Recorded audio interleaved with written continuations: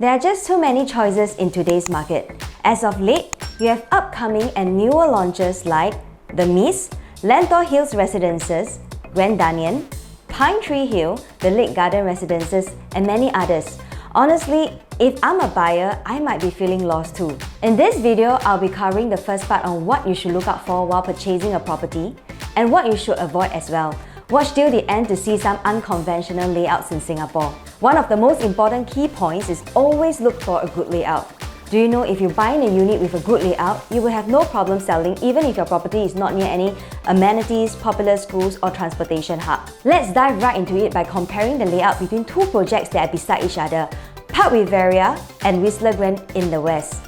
From this chart, you can see a 4-bedder at Park Riviera, bought on August 2017, was transacted on September 2022 at a profit of $356,000. In a similar time span, a 4-bedder at Whistler Glen bought on December 2018 was transacted on December 2022 at a profit of $632,000. This shows that the 4-bedder at Whistler Glen is making a profit that is $276,000 more than its neighbour.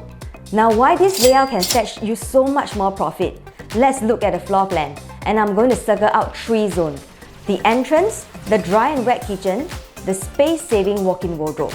As we know, most people who buy in a 4-bedder are generally for own stay. So what do they care about the most? Privacy is definitely on top of their list.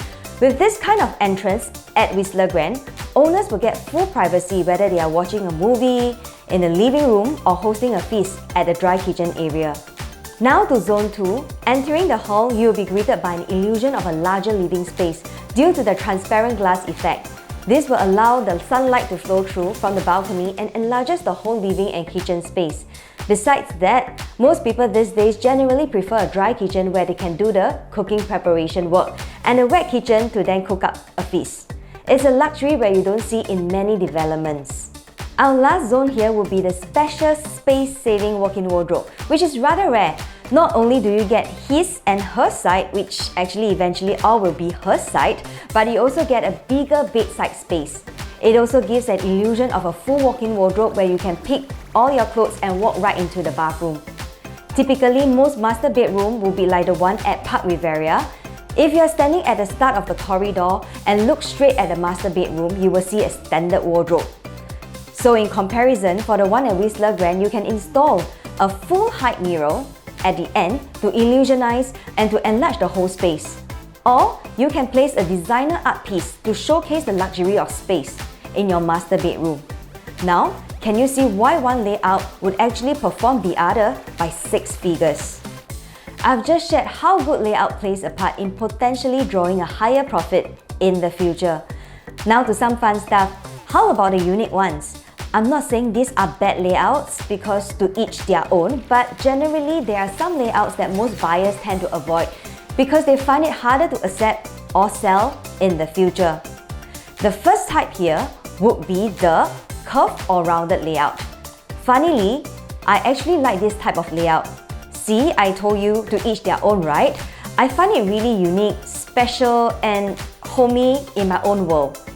The second kind would be the angled or irregular layout because many buyers just simply do not know how to utilize such spaces. The third would be the beams or pillars within interior space.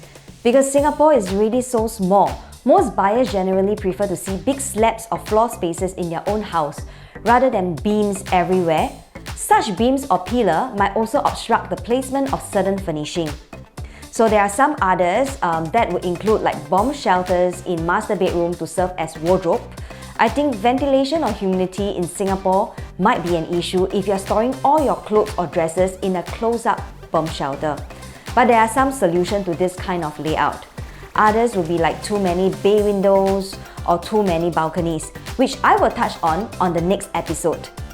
There are more layouts or positioning that buyers generally avoid than those mentioned above. Reach out to me and I will share with you a list. Before we end, remember the layout we spoke of at the beginning of the video, the Whistler Glen 4-bedder, which makes a better profit than its neighbour. There is a current launch right now, Botany at Dairy Farm, that has a very similar layout for their 4-bedder. They have the similar dry and wet kitchen and the same type of space-saving walk-in wardrobe. There are only 36 units left at a very reasonable price, and some stacks are having a discount now. Up next, I'll be sharing more tips and factors on what to look out for when purchasing a property. Till then, if you find today's sharing useful, please remember to like, share and subscribe to my channel.